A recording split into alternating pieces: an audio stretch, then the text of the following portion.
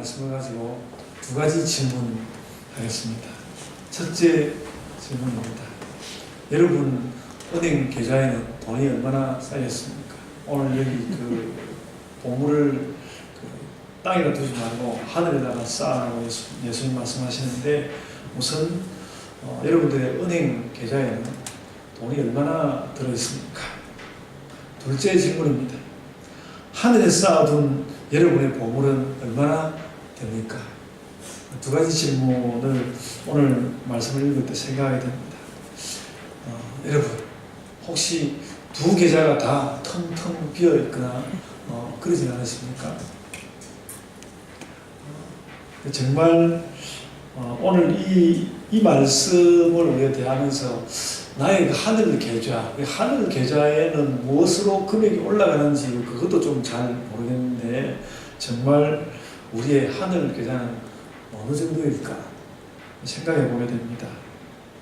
본 말씀은 은행에다가 돈 쌓는 것에 관심을 갖지 말고, 은행에도 좀 있으면 좋긴 하지만 은행에다가 돈 쌓는 것에다 관심을 갖지 말고 하늘에다가 우리의 보물을 쌓으라고 말씀합니다. 근데 여러분 이 말을 들을 때 여러분에게 설득력이 있습니까? 이 땅에 쌓는 것에 힘쓰지 말고 천국에다가 하늘에다가 많이 쌓아라. 그 말이 좀 여러분 자신들에게 좀 설득력이 있게 들립니까? 아는데 계좌는 이렇게 좀 은행 계좌가 있어야 마음이 편안한데 그런 느낌이 나고 설득력이 별로 없는 것처럼 많이 느껴지실 겁니다. 그래서 조금 설명을 하자면 그 배경의 현실 하나는 그렇습니다. 우리가 이 땅에서도 하나님 예수님이 막 거기 신경 쓰지 말라고 말씀하시지만 그래도 이 땅에서도 우리가 파산을 하면 안 됩니다. 예수님도 그런 정도의 전제는 가지고 계신다고 봅니다. 그런데 그래도 오늘 우리 읽은 그 본문의 그 6장 그 후반부의 분명한 명령은 하늘에다가 우리의 보물을 쌓으라는 것입니다. 하늘에다가 우리의 보물을 쌓아라. 그래서 오늘 본문 19절과 20절 말씀을 다시 요약하면 이렇습니다. 너희 보물을 땅에 쌓지 말고 하늘에 쌓아라. 그런 것입니다. 오늘 본문 출발은 너희 보물을 땅에 쌓지 말고 하늘에 쌓아라. 그래서 우리의 소속이 땅의 나라가 아니고 하늘의 나라라는 것을 분명하게 밝히고 있습니다. 이건 좀 신학을 철학적으로 하는 사람들이 이원론적이다 아니다 이런 말하고는 전혀 다른 이야기로서 우리의 마음을 어디다 두고 있는가 이런 문제입니다. 여러분 저는 오늘 실은 이제 설날을 맞으면서 하나님 나라의 풍성한 것을 한번 이야기해보고 싶었는데 자꾸 말씀을 보면서 말씀이 제가 원하는 방향으로 안 가고 다른 방향으로 간다는 것을 느끼고 그렇습니다만 그래도 그 말씀을 가지고 나가 보려고 합니다. 저도 이제 신학 공부를 처음 할 때 그 본해퍼의 그 산상복음 해설, 산상복음 그 강해 나를 따르라 그걸 읽은 경험이 그게 굉장히 강렬했어가지고 늘 복음서를 보면 본해퍼의 생각이 납니다. 본해퍼의 그 산상복음에서의 이제 핵심된 주장이 뭔가 하면 복음서에서 예수님이 하는 말씀을 그러니까 액면 그대로 성경에 있는 말씀을 액면 그대로 받아야지 자꾸 그것을 부드럽게 해석하려고 하면 본질에서 비껴난다는 것입니다. 있는 그대로 받아라. 그런데 이제 예수님 굉장히 부드럽게 또 말씀을 하시는 분이시지만 그래도 예수님의 말씀을 액면 그대로 받아야 된다고 하는데 그 액면 그대로 받아야 하는 예수님 말씀이 굉장히 거칠기 짝이 없습니다. 예수님 말씀이 굉장히 부드러우면서도 어떤 부분에는 굉장히 거칠기가 짝이 없습니다. 특히 산상복음이 더 그렇습니다. 그래서 거기에는 그 산상복음에 예수님이 하시는 산상복음에는 우리가 할 수 없는 일로 가득한 것 같습니다. 할 수 없는 일로 가득한 것 같은데 또 본해퍼는 그거를 있는 그대로 액면 그대로 받으라 이렇게 말씀을 하고 있다는 것이죠. 예를 들어서 예수님이 산상복음에서 말씀하실 때는 그냥 너희가 사랑해라 이렇게 말하지 않고 원수를 사랑하라는 말씀하십니다. 사랑해라는 말을 하는데 너희가 원수를 사랑해라 이렇게 말씀하고 있습니다. 그리고 우리가 그냥 너희는 나쁜 짓을 하면 안 돼 이렇게 말하지 않고 그런 나쁜 짓을 하거들랑 눈을 뽑아버리라고 이야기해요. 눈을 뽑아버리든지 손을 잘라버리든지 그렇게 하라고 마태복음 5장 29절 30절 그렇게 말씀하고 있습니다. 얼마나 거친지 모릅니다. 저는 이 마태복음 산상복음을 읽을 때마다 눈을 뽑아버리라는 이 말씀 읽을 때마다 눈이 만져지고 눈을 뽑아버리라. 너희가 그 눈으로 죄를 지키고 눈을 뽑아버리라. 그 말씀이 너무 두렵습니다. 두렵습니다. 그래서 근데 그 두려운 것은 그걸 할 수가 없는 것이죠. 어떻게 눈을 뽑겠습니까? 근데 보네퍼의 또 이야기는 뭔가 하면 예수님의 이 말씀은 눈을 뽑는 것 말고는 그 말씀을 지킬 방법이 없다는 거예요. 보네퍼는 이 말씀을 꼭 지키고 싶거든요. 눈을 뽑아야 된다는 거예요. 그렇게 또 예수님은 그렇게 거치고 말하고 보네퍼는 맞장구 치고 이러니까 그 산상복음 읽을 때 마음이 엉엉 불편합니다. 어떻게 해야 되지? 그렇습니다. 두 분이 다 얼마나 거친지 그렇습니다. 그래서 이제 우리에게 남은 방법은 그냥 하나님 뜻은 그렇구나. 예수님은 원래 그런 분이지. 그렇게 인정하고 그냥 그렇게 사는 거 말고는 방법이 없습니다. 이런 것이 뭐냐면 우리가 하나님께 정말 예수님 말씀대로 살아가야지. 우리가 이제 2018년 딱 맞아서 잘 살아가고 싶은데 산상복음에 딱 가서 부딪히면 눈을 뽑아라 그러니까 손을 잘라라고 그러니까 이거 어떻게 해야 되지? 이렇게 확 부딪히는 것이 그러니까 하나님을 정면으로 부딪힐 때 그 사는 방법이라는 것이 이렇게 어렵다는 것이죠. 그리고 우리가 꽤 하나님 말씀을 지키고 사는 것 같은데도 뭔가 주님 앞에서는 좀 공색하고 꽤 열심히 살았는데도 뭔가 제대로 하지 못하는 것 같아서 난처하고 또 때로는 좀 잘 살았는데 이렇게 예수님 앞에 오면 내가 이렇게 잘 못 산 것처럼 좀 억울한 것 같은 마음도 좀 생기고 그런다는 것입니다. 오늘 우리가 이제 이것도 앞서 말하는 것도 뭐 눈을 뽑으라 손을 자르라 하는 그것도 이제 산상복음에 있는 말이지만 오늘 우리 읽은 본문도 산상복음 말씀이거든요. 오늘 본문도 눈을 뽑아버리라는 말 못지 않습니다. 너는 이 땅에 보물을 쌓지 말아라. 그러면서 그리고 하늘에다가 보물을 쌓아라. 그렇게 말씀한다는 거죠. 이 땅에서도 좀 복을 많이 받고 그리고 하늘나라에서도 많이 쌓으면 좋겠다. 그렇게 이야기하면 얼마나 마음이 편하겠습니까? 근데 이 땅에 쌓지 말고 저기 좀 천국에 쌓으라고 이야기를 하고 있는 것이죠.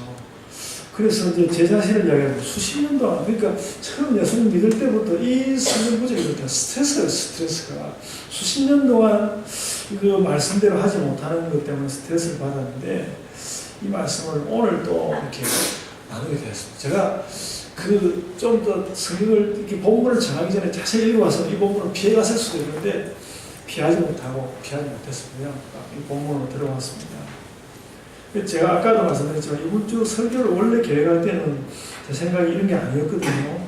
저는 이제 지난 주간에 기도를 하다가 특별히 설날을 맞으면서 뭔가 그 하나님 나라의 질서 있고 풍성하고 그런 거를 여러분들과 잘 나누기 위해서 그래서 하나님 나라는 주제를 잡고 그래가지고 또 이제 먼저 그 나라와 그 일을 구하라 이런 좋은 말씀이 또 있는 구절 잘 정해가지고 이렇게 딱 들어가려고 했는데 이 말씀이 자꾸 읽어볼수록 그런 말씀이 아니었습니다. 질서에 관한 이야기만 그 질서에 관해서도 할 수 있는 이야기 제가 설교를 그 질서가 아니라 설교 한 편을 다 썼는데 지금 그거 덮어놓고 지금 설교를 새로 쓰고 있거든요. 그래서 하나님 창조 때부터 쭉 구약 성경을 외쳐서 하나님께서 그 질서 있게 쭉 하나님을 끌고 오면 그걸 이야기하면서 풍성하게 이야기하려고 했는데 이 본문은 느낌이 안 그렇다는 것이죠. 그래서 오늘 본문은 자꾸 우리를 힘들게 하는 쪽으로 끌고 갑니다. 그리고 그렇게 오늘 본문은 그렇게 보는 것이 원래 성경의 의도에 맞는 것 같습니다. 아까도 말씀드렸지만 건드리지 말아야 할 것을 건드렸고요. 잘 건드렸다 싶은 생각도 들고요. 그렇습니다. 그래서 이제 드는 생각은 설교를 출발하면서 드는 생각은 이런 거죠. 결국 또 이거 뭐 본회법까지 나서가지고 눈을 뽑아라 손을 잘라라 뭐 이렇게 이야기하는데 결론도 짓지 못하고 나의 어떤 부족함, 나의 부족함 이런 것만 확인하게 되는 거 아닌가 그런 생각이 많이 든다는 거죠. 그래도 이제 자꾸 우리가 말씀에 부딪혀 보는 거 아닙니까? 그래도 수십 년 동안 답하지 못하던 이 말씀이 우리에게 오늘 또 이렇게 다가왔는데 이렇게 다가왔을 때 당장 무슨 결단을 내린 건 아니더라도 내가 그래도 하나님 말씀 앞에서 최소한의 정직함을 가지고 이 말씀 정말 뭐지? 그 정직함을 가지고 그 정직함이라도 지키면서 답을 하자면 이 말은 지금 우리에게 무슨 요구를 하는 것일까? 답을 못할지라도 요구에 대해서 좀 알기나 하자. 무슨 요구를 하는 것일까?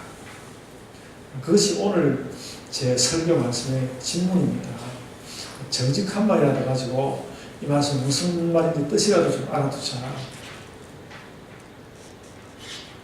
주님은 나에게 뭘 하라는 것일까? 아까도 말씀드렸지만 본문 말씀은 그렇거든요. 너희 보물을 땅에 쌓지 말고 하늘에 쌓아라. 이게 무슨 요구인가?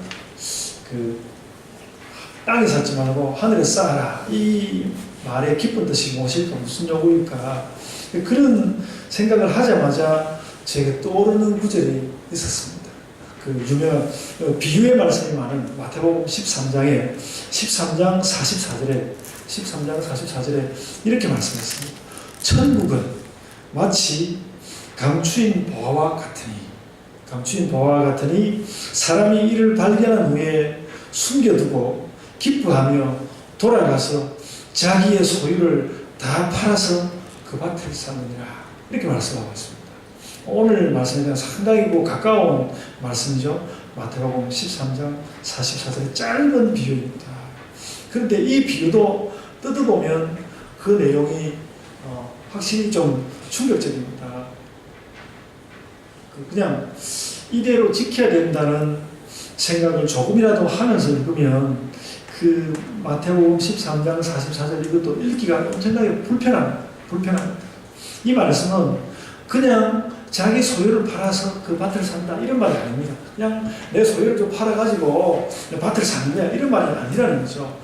자기의 소유를 다 팔아서 오늘 말씀은 자기의 소유를 다 팔아서 남김없이 그러니까 뭔가 다 팔지 않으면 부족할 거라고 여기기 때문에 그걸 전부 다 팔아서 그 밭을 사느니라 그렇게 나오고 있다는 것이죠. 그러니까 예수님이 이 비유를 말씀하시는 의도가 그 다라는 말에 진하게 배어 있습니다. 다 팔아라. 보화를 뭔가 하늘에 쌓아둘 만한 그 하늘의 보화를 쌓아드리기 위해서 가진 것을 모두 다 팔아라. 그렇게 우리에게 말씀하고 있는 것이죠. 그래서 우리가 설교를 하다 보면 또 강하게 늘 많이 이야기하다 보니까 늘 하는 말씀대로 예수님이 오늘 이 말씀에서도 우리에게 전부를 요구하는 너희 너희 가진 것도 많으니까 그 중에 좀 일부라도 좀 내놔라 이렇게 이야기하는 게 아니라 전부 다 내놔라. 전부 다 내놓아라. 그렇게 말씀을 하신다는 것이죠. 그래서 원수를 사랑해라. 눈이 죄를 범하면 눈을 빼버려라. 이런 말만 해도 부담이 100배인데 여기 또 다시 보화를 발견하거든요. 너의 소유를 전부 다 팔아서 그 밭을 사라. 이렇게 말하고 있는 것이죠. 예수님은 그 마태복음 13장 44절에서는 분명히 다 팔아치운다는 그걸 굉장히 강조하고 싶은 것입니다. 그 보화를 사들이려고 하면 전부 다 팔아치워야 된다. 그 말을 강조하고 싶었습니다. 근데 그 정말 어렵지 않습니까? 우리가 어째 다 팔아서 되겠더랍니까? 그래서 예수님은 왜 말을 이렇게밖에 못할까? 예수님 말씀을 왜 이렇게 하실까? 좀 이렇게 부드럽게 예수님 말씀 좀 부드럽게 못할까? 평소에 부드러운데 이럴 때는 왜 말씀을 이렇게 하실까? 예수님이 지금 말하는 것처럼 이렇게 말을 하면 그 남편이 이 정도로 이야기하면 그 부부싸움 안 하겠습니까? 제 아내가 이런 식으로 얘기하면 저는 부부싸움 할 거예요. 당신 어떻게 말을 그렇게밖에 못하냐. 이렇게. 예수님 왜 이렇게 예수님 왜 이렇게밖에 말을 못할까. 그리고 답이 딱 정해져 있는 거예요. 예수님이 답을 다 정해놓고 있는 거예요. 그렇게 다 팔아치우지 않으면 너는 하나님 나라의 진짜 모습을 보지 못할 거다. 그렇게 이야기하는 거죠. 그래서 오늘 이 본문 말씀에서 하나님 나라는, 본문에서 이야기하는 그 하나님 나라는 결정적으로 너의 모든 것을 내가 올인 하라는, 올인 다 가지고 와라, 다 가지고 와라. 그래서 어렵습니다. 여러분, 이게 주식 투자를 하는 사람들은 올인을 하지 않는다 그러더라고요. 그리고 돈이 좀 있는 사람들이 이렇게 저금을 할 때도 한 은행에다가 한 가지 무슨 예금에다가 돈을 전부 다 담지 않고 여기도 조금, 저기도 조금 이렇게 나누어서 다 예금한다 그러더라고요. 그 예금을 좀 해도 이렇게 올인 안 하고 이렇게 나누어서 하는데 예수님이 말하는 그 하나님 나라, 올인을 우리에게 요구한다는 것이죠. 그래서 어렵습니다. 예수님 굉장히 우리를 불편하게 하시는 것이죠. 재산을 다 팔아 네가 가진 것을 모두 다 팔아서 하늘의 보화를 사라. 이것이 예수님의 정확한 명령입니다. 예수님의 정확한 명령. 변경이 불가하다는 것이죠. 아니, 교회 일을 위해서라도 내 이 땅에 속한 계좌를 잘 관리하고 또 투자도 잘 해야 하고 실제로 교회에서도 또 그런 신자들이 헌금을 많이 해가지고 그래가지고 교회가 유지되는 거 아닙니까? 근데 예수님은 다 팔아서 천국의 보화를 사들이라. 그리고 보물을 땅에다 쌓지 말고 하늘에 쌓아라. 아주 배타적으로 하늘의 보물에다가 올인하라고 말하고 있습니다. 여러분, 이 성경을 읽고 기도를 하고 설교를 이렇게 하다 보면 늘 성경 말씀이 쉽게 하는 말씀이 없거든요. 다 우리 자신을 갈아엎는 것에 대한 이야기를 늘 하죠. 우리 자신을 갈아엎는 것에 대해서 많이 이야기하게 됩니다. 그런데 이 본문은 또 한 번 더 강하게 우리에게 그런 것을 요구하는 것이죠. 그리고 뭔가 예수님이 이걸 굉장히 원한다는 느낌을 받을 수 있습니다. 그래서 이제까지 한 번도 그렇게 해보지 않은 그런 강도로, 그런 강한 어떤 요구로서 혹은 또 너 자신을 완전히 내려놓는 그런 방식으로 이 말씀에 대해서 대답하지 않는다면 자꾸 이 문제가 너를 괴롭게 할 거예요. 그러니까 지금 이 문제가 한번 나왔는데 너의 모든 것을 팔아서 하늘의 보화를 사들이라 했는데 여기에 대해서 알았습니다. 예수님, 제가 그렇게 하겠습니다. 이렇게 대답을 안 하면 나중에 또 이 질문이 우리에게 다가와서 너 그렇게 안 할 거냐? 안 하면 자꾸 이렇게 묻고 그러면 예수님 때는 막 귀찮아 죽을 지경. 예수님 또 그 질문을 하시는 겁니까? 그렇게 될 것 같다는 느낌을 받습니다. 그래서 계속해서 요구하는, 계속해서 이렇게 다 팔아서 하늘의 보화를 사라는 예수님이 더 집요한 것일까? 아니면 자꾸 이렇게 이야기해도 예수님 알았습니다. 그래 놓고 또 그렇게 안 하는 우리가 더 집요한 것일까? 누가 더 집요할까? 제가 보기에는 예수님이 좀 더 집요한 것 같습니다. 예수님 좀 더 집요하기 때문에 그 집요한 예수님 말씀을 사실 따를 수밖에 없는, 우리가 기독교인이 맞다면 그렇습니다. 그래서 우리가 참된 기독교인이라면 언젠가는 예수님 이 말을 들어드려야 됩니다. 안 들어드릴 수가 없습니다. 여러분 이제 목사님은 목사니까 그렇게 하겠지 이렇게 생각했죠. 여러분 자꾸 이렇게 나이가 들어가고 그러면 이 말이 자꾸, 이 질문이 자꾸 더 크게 나다. 자꾸 더 커집니다. 자꾸 더 커집니다. 그래서 저도 이번에 그래서 참 피해갔으면 좋았을 텐데 피하지 못한 이 부분 이거 붙들려가지고 그래 이번에는 예수님 제가 한번 들어드리도록 한번 노력해 보겠습니다. 그렇게 저 혼자 답을 내렸습니다. 그러면서도 예수님 그냥 좀 넘어가시지. 그런 느낌이 여전히 있고 그렇습니다.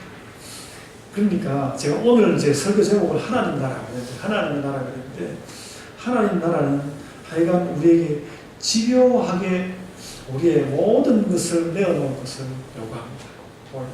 너의 모든 것을 다 가지고 와라. 여러분, 그래서 저는 여러분에게 이런 말씀을 하나 드리고 싶습니다. 만약에 여러분이 예수님을 믿으면서 하나님 뜻대로 하자면 내가 이렇게 해야 하는 것 같은데 이렇게 했어야 되는데 하지 않은 거 뭐 그런 것들이 있을 거 그렇다면 그런 것이 정말 딱 이렇게 들어가서 나온 것이 있다면 탁 한번 내려놓는 것이 좋을 것 같습니다. 그런 걸 한번 해보십시오. 그러니까 이전에 예수님 말씀 이걸 다 들으려고 한다면 내가 이거는 이렇게 하는 게 좋았는데 형편상 또 여러 가지 이유로 하지 못했던 그런 거 있고 지금도 마음에 이렇게 좀 멀리 물려두고 있는 거 있으면 그걸 이렇게 다시 소환시켜가지고 그걸 한번 예수님께 한번 들어드리는 것이 저는 좋을 거라고 생각합니다. 예수님은 지금 그런 거를 우리한테 원하고 계시는 거예요. 좀 절대로 안 됩니다. 그랬던 걸 끝까지 안 내놓으면 끝까지 내어놓으라고 예수님이 그 말씀을 한다는 것이죠. 다 팔아치우라, 하늘에 쌓으라, 그 말씀은 그런 것을 요구합니다. 여러분, 내가 이제까지 예수님의 뜻을 완전히 수용하지 않은 그 뜻은 무엇일까? 그걸 생각해 보시기를 바랍니다. 주님은 그걸 받아들이라고 우리에게 지금 요구하고 있고요. 오늘 본문 32절에 먼저 그 나라와 그 의를 구하라. 이 말은 그 말을 하는 것입니다. 그러니까 주님 안 됩니다. 그런데 아니야. 뭐가 먼저 물으면서 먼저 그 나라와 그 의를 구하라. 이렇게 우리에게 요구를 하는 것입니다. 그리고 그렇게 했을 때 이것에 대한 약속이 분명히 있습니다. 이렇게 우리가 잘 지키면 거기에 대한 약속이 분명히 있습니다. 그래서 33절, 아까 32절 이야기, 33절을 보면 예수님의 그 사탕발림도 대단합니다. 먼저 그 나라와 그 일을 구하라 그러고 33절에 가면 사탕발림이 싹 나오는데 그것도 대단합니다. 먼저 그 나라와 그 일을 구하라. 그러면 이 모든 것을 너희에게 더하시리라. 또 그렇게 또 말씀을 하셨습니다. 그냥 주지. 꼭 그걸 또 포기하는 것을 보고 나서야 주실 거는 또 뭔가 이런 생각이 들지 않습니까? 그냥 주지. 이건 그래도 예수께서 그러면 이 모든 것을 다 하시리라. 이 말이 우리에게 굉장히 위로가 되는 말이기는 합니다. 그래서 우선은 이제 마음 가운데 하나의 위로, 하나의 안도감을 갖게 되죠. 하나님 뜻대로 가면 다 쏟아부으면 현실에서 이렇게 길을 열어주시겠구나. 그나마 다행이다. 이렇게 생각이 됩니다. 여러분, 예수님의 요구라는 것이, 예수님의 이런 요구가 끝이 없습니다. 진짜 끝이 없습니다. 배우면 끝이 없고, 그래서 굉장히 불안합니다. 하나 들어드리면 그다음에 또 다음 것도 요구하시고, 다음 것도 요구하시고 해서 굉장히 불안한 사실은. 그래서, 이게, 먼저 하나님 나라와 의를 구하면 모든 것을 다 하시리라. 이렇게 이야기했는데, 진짜 그렇게 될까? 이런 의심도 막 일어납니다. 진짜 그렇게 될 것인지 의심이 막 일어납니다. 내가 정말 하나님 뜻대로 살면 나에게 필요한 것을 주님이 정말 다 주실까? 정말 주시는 걸까? 내가 그렇지 못한 것 같은 경험이 너무 많은데 진짜 그럴까? 굉장히 어려운 질문입니다. 어려운 질문입니다. 근데 예수님은 이미 또 제가 그 본문 읽어드렸지만 예수님은 여기에 대해서 너무 자신있게 말씀하시는 거예요. 너무 자신있게 모든 것을 너희에게 더하시려 너무 자신있게 이야기하는 거예요. 그래서 예수님 너무 자신만만해서 이게 걱정됩니다. 자신만만하게 우리가 이렇게 교회 오라 그럴 때 어떤 신자가 잘 안 오는 사람인데 내일 교회 오십시오. 전화했는데 예 목사님 내일 가겠습니다. 이 이야기하면 굉장히 불안하거든. 저 사람 진짜 올까. 예수님이 너무 자신만만하게 대답을 하시니까 이것도 걱정스럽습니다. 그래서 이거 완전히 낚시 아닐까? 완전히 낚시 아닙니까? 내가 다 줄 테니까 다 내놔라. 낚시 아닐까? 그런 생각이 들 수가 있습니다. 그래서 언제는 다 팔아서 보화를 사드리라. 그래서 정말 큰 마음으로 다 팔아치우면 그래서야 다시 필요한 것들을 주시는데 이것저것을 다 하시는 것이 아니라 모든 것을 다 하시겠다. 그래 말씀은 하셨단 말이죠. 다시 주실 거를 뭐 그렇게 또 완전히 다 포기하라고 또 그렇게 요구하실까. 그런 생각도 들죠. 근데 이제 그렇습니다. 이제 부정적으로 생각해보면 그런데 진짜 짐작은 이런 것입니다. 짐작은 이런 것입니다.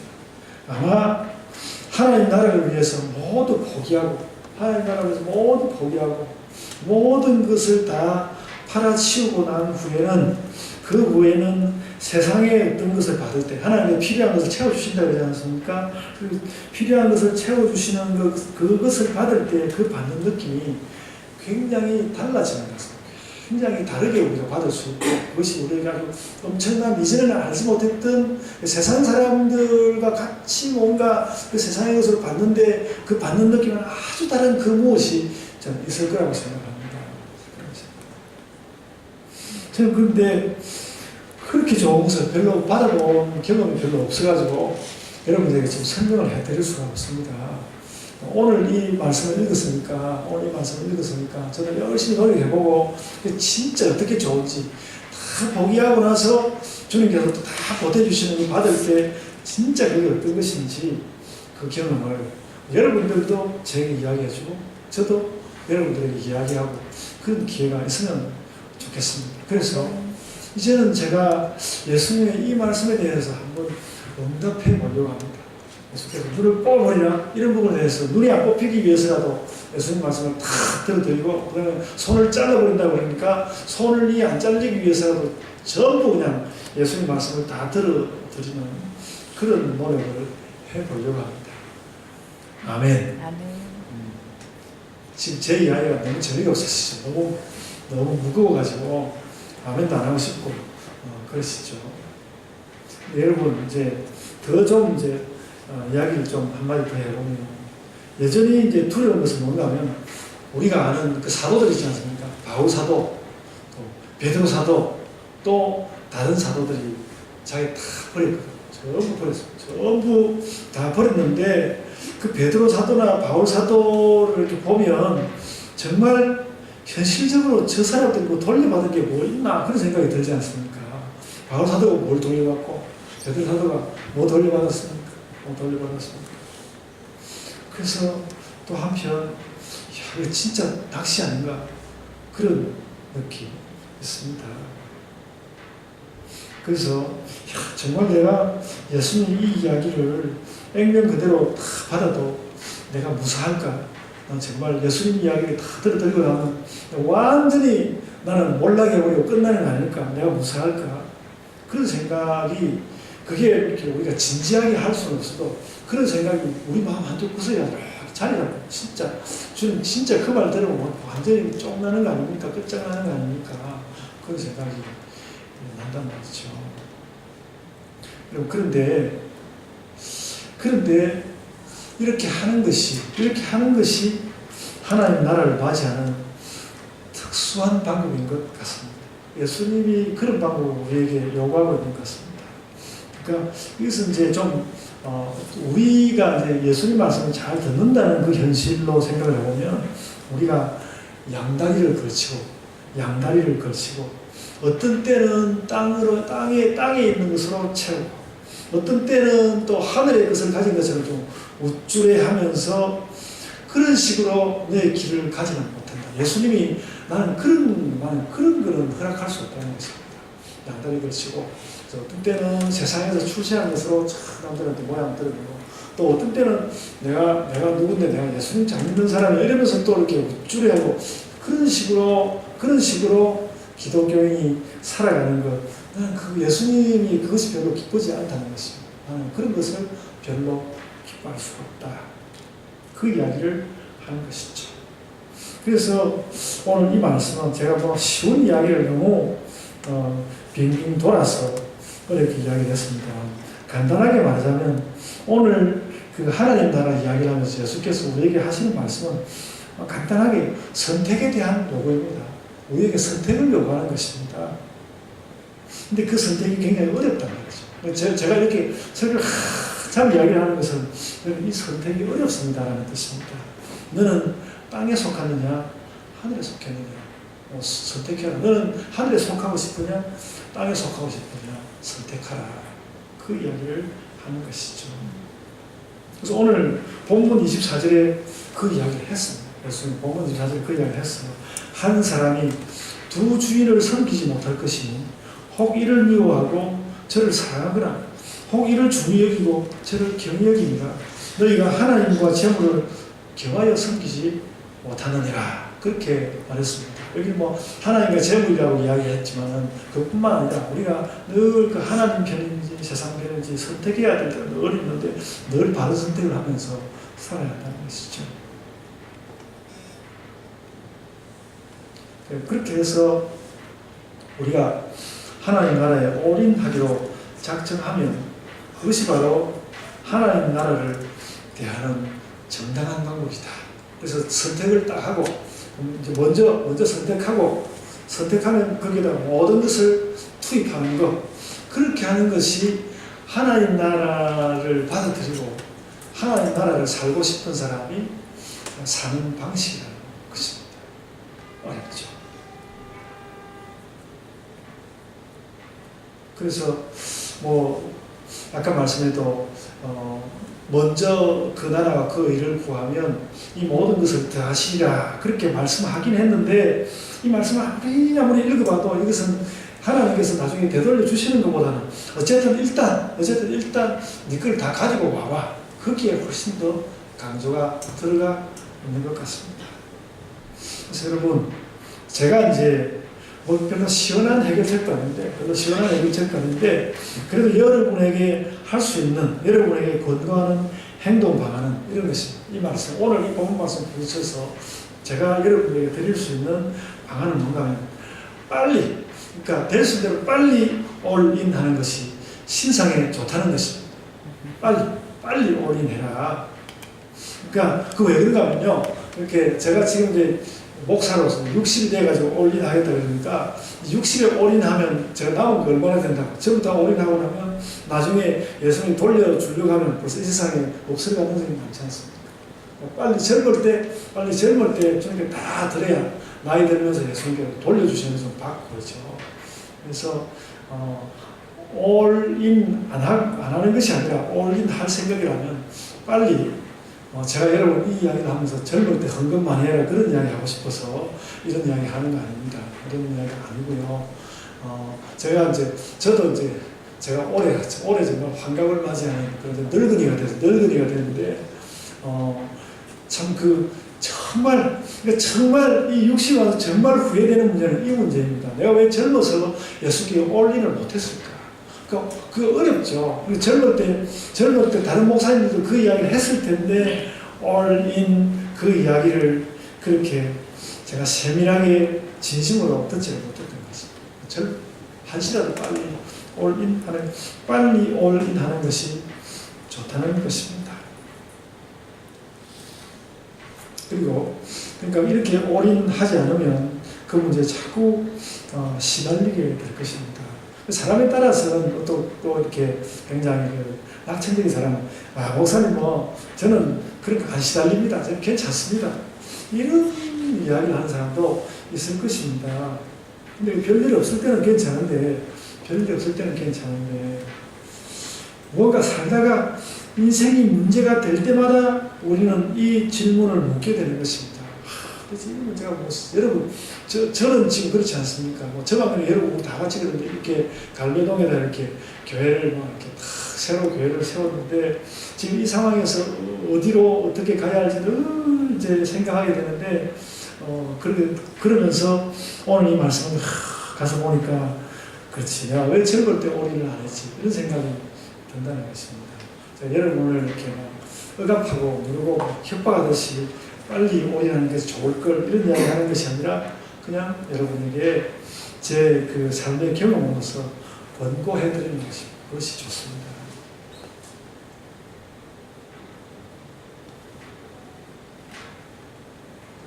그래서 그래서 우리가 함께 이 설교, 제가 이 설교를 준비하는 중에 그렇고 이런 말씀을 생각해 보면 하나님 나라에 들어간다니까 무슨 함정에 빠지는 것 같은 그런 느낌도 있습니다. 그런데 어쩔 수가 없습니다.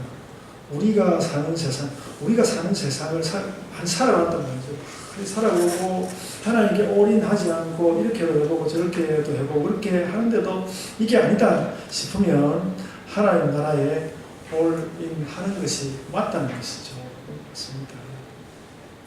저는 이야기를 좀 확 바꾸어서 좀 말씀드리자면 저는 이렇게 올인하는 것은 아까도 이야기했지만 헌금만이라 뭐 이런 것이 아니라 이 올인은 일단은 모든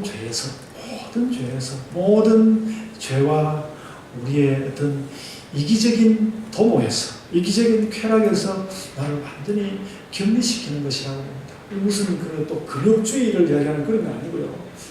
죄와 또 어떤 이기적인 무슨 도모들 이런 것으로부터 이렇게 격리시키는 것입니다. 그래서 좀 뭔가 죄는 지으면 안 되는 거지 이런 것이 아니라 확고한 마음, 뭔가 좀 확고한 마음으로 하나님 뜻대로 살고 죄와는 정말 전쟁을 벌이고 그런 결심을 분명하게 하는 것이 좋습니다. 여러분, 제가 지나간 밤에 꿈을 꾸는데 이 본문을 가지고 설교를 하려고 지난 한 주간 내내 설교 준비를 했는데 풍성한 거 준비했는데 이 본문이 아닌 것 같아서 어제 토요일 저녁에 없고 새로 저녁에 새벽 한 1시 넘을 때까지 이 설교를 준비하고 그래가지고 잠을 잤는데 꿈을 꿨습니다. 꿈을 꿨는데 꿈 이야기 하는 것도 좋지 않아요. 막 뭔가 어느 한 순간에 뭔가 나쁜 것들이 막 저에게 막 덮쳐와서 막 저를 막 누르려고 하는데 제가 발로 막 박차고 일어나는 그런 꿈을 꿨습니다. 박차고 일어나는 꿈을 꿨는데 자다가도 이거구나 이렇게 내가 뭔가 나쁜 것들 그러니까 제 안에 그런 나쁜 것이 있는 거라고 제 안에 나쁜 것이 있는데 이 나쁜 것을 박차고 전쟁하는 마음으로 그렇게 나를 하나님께 그리스도 앞에 내려놓는 그런 삶을 살아야겠다. 제가 이 설교를 준비하면서 너무 좀 여러분들에게 구체적으로 안 들릴 것 같은 그런 느낌이 들긴 했습니다. 여러분들도 저와 비슷한 심리적인 경험이 있을 것 같아서 제 마음을 여러분들에게 이렇게 이야기를 합니다. 그래서 눈을 뽑고 원수를 사랑하고 하늘에만 쌓아놓고 이런 말들에는 그렇게 한치의 양보가 없는 죄와의 전쟁 그런 의미가 들어있고 그리고 그 전쟁에 관한 이야기를 예수께서 자꾸 막 눈을 뽑아라 팔을 잘라라 이런 이야기하는 것은 이 우리의 하나님 나라에서 살아가는 삶을 얻기 위해서는 우리가 거쳐가는 그 투쟁이 매우 각박하다는 것입니다. 그렇게 쉽지 않다는 것을 말씀하고 있는 것입니다. 그죠? 각박하게 느껴지죠. 오늘 설날도 지냈고 있는데 좀 편안한 말씀을 나눴으면 좋을 텐데 싶은 그런 생각이 드는데 저도 예수님을 따라서 사탕발리 그런 거 하나 준비했습니다. 오늘 저는 이 예수님의 산상복음을 가지고 설교를 했는데 산상복음 설교를 했는데 그 산상복음의 맨 첫 부분에 나오는 그 팔복 말씀 그것이 참 예수님이 이제 너무나 각박한 이야기들을 저 안에서 많이 할 텐데 불러드릴 때는 너무 좋은 말씀, 너무 평화로운 말씀으로 팔복의 말씀으로 우리를 불러드리고 있는 것이죠. 이미 말씀드린 눈을 뽑아버려라, 소유를 전부 다 팔아라, 원수를 사랑해라, 땅에는 말고 하늘에만 쌓아라. 이런 말에 말할 수 없는 긴장을 느끼게 되지만 그래도 산상복음 앞부분에 나오는 팔복 이야기는 꿀같이 다르게 느껴집니다. 심령이 가난하고 애통하고 이런 것도 아주 쉬운 것은 아닙니다만 굉장히 평화롭지 않습니까? 심령이 가난하고 애통하고 온유하고 의에 목말라하고 배고파하고 또 남을 불쌍하게 여기고 마음이 청결하고 화평케하고 의를 위하여서 어려움도 받아내고 그런 것은 뭐든지 좀 할 수 있을 것 같고 우리는 평안을 주는 그런 느낌을 주지 않습니까? 이런 것이 천국이, 이런 천국이 너희의 것이다. 그러면 천국이 너희 것이다, 이 것이다. 저는 이 팔복 말씀을 굳이 여러분들한테 하는 이유가 뭔가 하면, 저는 이 팔복 말씀을 묵상하면 예수님의 얼굴을 보는 것 같습니다. 그 마태복음 5장에 나오는 팔복 말씀을 이야기하면 그 예수님의 얼굴로 느껴집니다. 예수님 얼굴이 이렇게 생겼다. 그렇게 느껴집니다. 하나님 나라는 하늘에 올인하는 것에 대한 각박한 요구인데, 그럼에도 불구하고 예수님은 그 각박한 요구를 하면서도 예수님의 얼굴만 팔복과 같은 그런 편안함으로 우리를 쳐다보고 계시고, 우리는 그 예수님의 빛에 나아갈 수 있다는 것입니다. 우리는 주님을 철저히 따라가고 싶은데 이미 일어나 버린 죄에 대해서 눈을 뽑아버리라 이렇게 말씀하시니까, 그 말은 눈을 뽑아버리라, 이 말은 틀린 말은 아닌 것 같은데 따를 수가 없어서 우리가 고통스럽지 않습니까? 근데 그래도 그때도 우리는 그런 그 예수님의 거칠고 할 수 없는 일에 대한 요구들, 할 수 없는 일에 대한 요구들, 이런 것을 대할 때에도 우리는 여전히 그때에도 이 평화로운 예수님의 얼굴을 대할 수 있다는 것입니다. 이 예수님의 얼굴을 대할 수 있다. 사탕발림이라는 말을 나쁘게 생각하지 마시고, 그래도 우리가 좋은 것이 있는 거야. 그러면서 예수께서 우리가 부르시는 말씀입니다. 하나님 나라를 사모하는 우리 예본교회 성도 여러분, 그래서 이 팔복 말씀을 여러분의 삶과 마음에 가득히 하시기를 바랍니다. 가득히 하십시오. 팔복의 말씀을. 그래서 예수님이 어떤 분이지, 예수님의 얼굴이 생각이 안 나면 빨리 팔복 말씀을 쫙 읽으면, 예수님 얼굴이 이렇게 생겼지. 이렇게.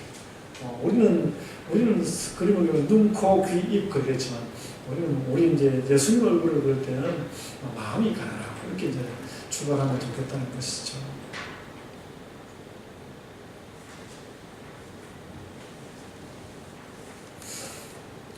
저는 다시 한번 이렇게 물어보고 싶었습니다. 예수님이 너무나 극단적으로 달라 보이는 그 예수님 얼굴을 쫙 보이는 팔복의 그 평화로운 말씀과 각박하게 너희가 다투어야 할 것이다. 그 이야기를 함께 주시는 예수님에게 이렇게 물어보고 싶은 것이죠. 예수님은 정말 우리에게, 예수님 그 복음을 통해서 예수님 정말 우리에게 뭘 가르치려고 하신 겁니까? 정말로 뭘 가르치려고 한 겁니까? 근데 거기에 대한 제 답은 이렇습니다. 예수님은 세상을 따뜻한 시선으로 보는 법을 가르치려고 하신 것입니다. 각박한 것이 있고 예수님 평화를 주시는데, 그래도 우리 그런 것을 예수님으로부터 그런 두 가지 모습을 다 받고 나면 우리는 세상을 따뜻한 시선으로 볼 수 있게 된다는 것이죠. 그걸 위해서 각박한 노력도 요청이 된다면 할 수 있다는 것이죠. 그리고 예수님이 그래서 그 예수님의 얼굴을 보면서 각박한 것도 이겨내면서 세상에 대해서 따뜻한 시선을 가지고 우리가 살아가는데, 예수님은 이미 그것을 사랑이라고 불렀습니다. 복음서에서. 그것이 바로 사랑이다. 그것이 바로 사랑이다. 그렇게 불렀습니다. 사랑이 쉽지 않다는 것은 그런 것 때문일 것입니다. 예수님이 좋은 것을 보여주시면서도 각박한 것도 함께 요구하기 때문에 그렇습니다. 그래서 어쨌든 하나님의 나라는 또다시 사랑의 나라입니다. 아마 여러분은 이렇게 묻고 싶을 수도 있습니다. 목사님은 정말 그렇게 살 수 있겠습니까? 목사님 그렇게 살 수 있겠습니까? 거기에 대한 제 답은 이렇습니다. 그렇게 한번 살아보려고요. 그렇게 한번 살아보고 싶습니다. 그렇게 한번 살아보고 싶습니다. 이때까지는 그렇게 못했고, 그렇게 한번 살아보고 싶습니다. 우리가 실수가 있어서 그렇지, 사실 우리가 여러분들도 마찬가지라고 생각합니다. 우리가 자꾸 이제 원래 원했는데 실수가 있어서 그렇지, 주님의 이 말씀을 안 듣고 싶었던 것은 아니에요. 예수님이 무슨 말씀을 하시든 그걸 안 듣고 싶었던 것은 아니에요. 듣고 싶었습니다. 주님 듣고 싶었는데 자꾸 그 놓쳐버리고 그랬는데 이제 그렇게 한번 해보겠습니다.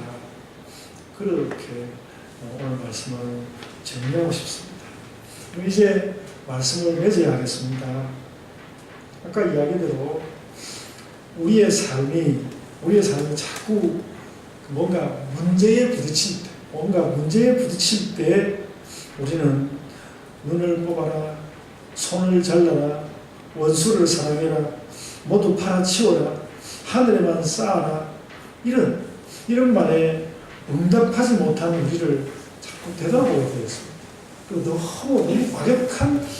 예수님의 너무 과격한 요청임에도 불구하고 우리의 인생의 중요한 자리에 서게 되면 이 말이 그냥 주님 무슨 그런 말을 합니까? 그렇게 하고 지나가지 않고 이 말이 자꾸 우리 마음을 파고 들어오는 것이죠. 눈을 보거라, 손을 잡아라, 원수를 사랑해라, 이런 말을 파고 들어온다는 것이죠. 그래서 그러다 보면 주님, 진짜 주님이 그걸 원한다면 내가 그렇게 한번 해보겠습니다. 그렇게 고백할 수밖에 없는 것이죠. 여러분, 역시 그 산상복음에 나오는 산상복음 7장에 나오는 좁은 문으로 들어가라는 말이 좁은 문이라는 말이 이 말이었던 것 같습니다. 좁은 문이라는 이 말이었던 것 같습니다. 산상복음 마태복음 7장 13절에 이렇게 말씀했습니다. 좁은 문으로 들어가라. 멸망으로 인도하는 문은 크고 그 길이 넓어 그 뒤로 들어가는 자가 많고 생명으로 인도하는 문은 좁고 길이 협착하여 찾는 자가 적음이라. 요즘 세상에는 기독교인이 제일 많지 않습니까? 제일 넓은 문, 기독교가 사실 지금 세상에 제일 넓은 문인데 그런데도 예수님이 이거 좁은 문이라고 이야기하는 것은 기독교인들에 대해서 하는 말이 굉장히 사실 많다는 것이죠. 기독교인들에 대해서 하는 말이 굉장히 많습니다. 좁은 문, 그래서 하나님 나라에 들어간다는 말과 하나님 나라를 우리가 가진다는 그 말은 좁은 문으로 들어가는 것과 똑같은 말이다. 이렇게 해석할 수 있었습니다. 여러분들이 그래서 이렇게 좁은 문의 길을 가고 그러다가 좁은 문의 길을 가면서 예수께서 각박하게 요구하는 그 요구에 대해서 때로는 만족스럽지는 못할지라도 신용이라도 하고 정말 이렇게 해야 되는데 막 마음 가운데 막 애달고 막 안타깝고 왜 이렇게 안 사라질까? 예수님의 요구는 왜 이렇게 내가 할 수 있는 거는 너무 이렇게 거칠까? 이런 그 깍박한 느낌이 막 들 때는 다시 한번 또 마태복음 5장 그 1절로부터 12절 말씀 그래서 그 팔복에 대한 말씀을 쭉 읽으면서 또 예수님의 그 얼굴에 좀 위로를 받으면서 그 위로를 받아서 좀 힘을 얻으면 또 그 각박한 그로 또 나가보고 그렇게 살아가는 삶에 하나님 나라가 나아온다는 것이죠. 여러분, 그것이 하나님의 나라입니다. 많이 은혜가 안 되십니까? 그래도 오늘 여러분 마음 가운데 마지막으로 남겨놓고 싶은 말씀은 역시 그 마태복음 5장 1절로부터 12절에 나오는 그 예수님의 팔복의 말씀입니다. 그것을 예수님의 얼굴로 알고 이 말씀을 보면 예수님의 얼굴이 보인다. 그것이 말하자면 그 하나님 나라의 아름다운 모습이고 하나님 나라의 평화로운 모습일 것입니다. 그것을 더 깊이 품고 때로는 각박하게 다가오는 그런 삶들을 받아내면서 우리가 하나님 나라를 살아갑시다. 아멘. 제가 다음 주에는 틀림없이 굉장히 밝은 말씀으로 말씀을 전하겠습니다. 아멘. 제가